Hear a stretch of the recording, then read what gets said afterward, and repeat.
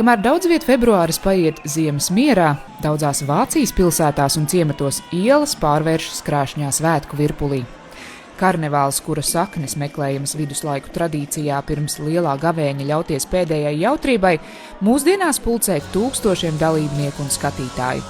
Ar iespaidīgiem gājieniem, kur īpaša vieta ir satīrai par politiku un citām aktuālām norisēm, ar mūsdienīgām un košām maskām, konfeti un īpašiem karnevāla saukļiem, katrā pilsētā un ciematā saviem.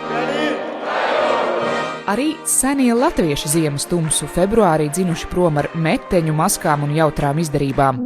Tā nu mūsdienu latvieši jau otro gadu nolēmuši abas tradīcijas apvienot Švarcvaldes kalnos Vācijā, tiekoties sniegotajās velna dzirnevās.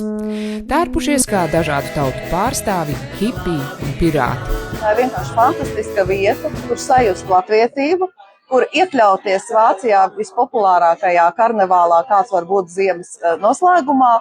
Un šeit ir tā vieta, kur mēs esam visi vienādi, visi draudzīgi, visi smaidīgi, aizmirstam savas ikdienas bēdas un varbūt rūpes, un vienojamies gan dziesmās, gan dejās. Kamēr vācisko tradīciju pārstāv modernās maskas un jestra dzīvā mūzika Eslingens orķestra izpildījumā, tikmēr latvisko pelēkie zirņi un pīrāgi. Pēc tam gan tās visas kalorijas bija arī kārtīgi jānodejo.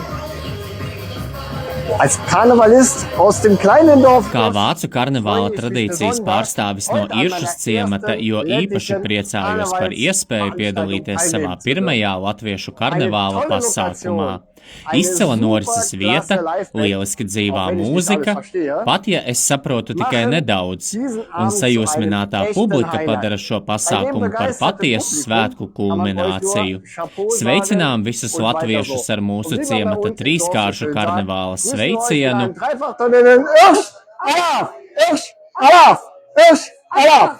Karnevāla dalībnieki šurp ceļojuši dažas 2 stundas, dažas veselas 7 no Vācijas, Luksemburgas, Francijas, Beļģijas un Austrijas.